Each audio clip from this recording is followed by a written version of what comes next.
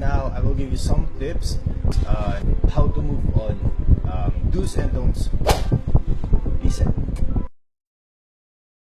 First, syempre, kailangan forget all the memories kasi wala na nga.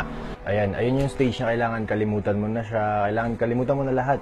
Kalimutan mo na lahat na minahal mo siya. Kalimutan mo na may mga memories kayong binuo. Kalimutan mo na pinakalala ka niya sa parents niya, sa mga kaibigan niya, mga alaala na kung saan kayo nagpupunta, kinakainan niyo. Well, kailangan ngayon, kalimutan mo na lahat yun kasi hindi na kayo kagaya ng dati. Wala na kayo ngayon.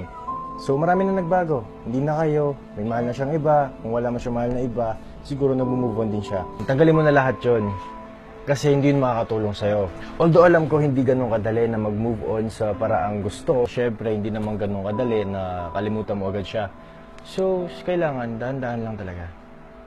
Sino ba naman tayo para agad makalimot? Dito sa part na to, kailangan mo nang putulin yung connection yung dalawa. Burahin mo na siya sa Twitter, sa Facebook, sa Instagram. Kasi kung hindi mo ginawa yun, sa tuwing nakikita mo yung Facebook account niya, nang i-stalk ka, titignan mo kung ano meron sa kanya, kung ano bago sa kanya, kung masaya ba siya, kung malungkot ba siya. Ito din yung part na kailangan mo nang tanggalin sa buhay mo, yung mga taong nakapaligid sa kanya. Kasi yun yung madaling paraan para makalimot ka. Kung hindi mo talaga kayang tanggalin o putulin yung connection sa pamilya niya o sa mga kaibigan niyo, mahihirapan ka din kasi sa kanila umiikot yung mundo mo. Marami ka pang pwede maging kaibigan na hindi related sa kanya. Hindi nakakonekta yung mga kaibigan mo sa kanya kasi mas mahirap mag-move on kapag ganun.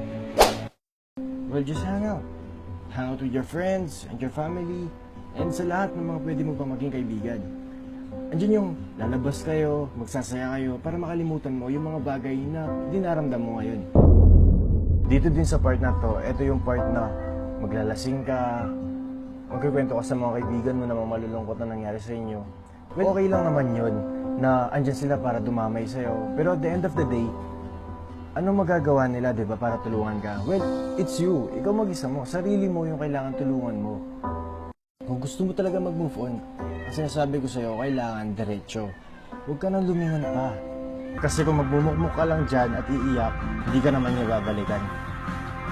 Kaya kailangan kapag nag-move on ka, diretso. Walang likuan, walang lilingon, pabalik.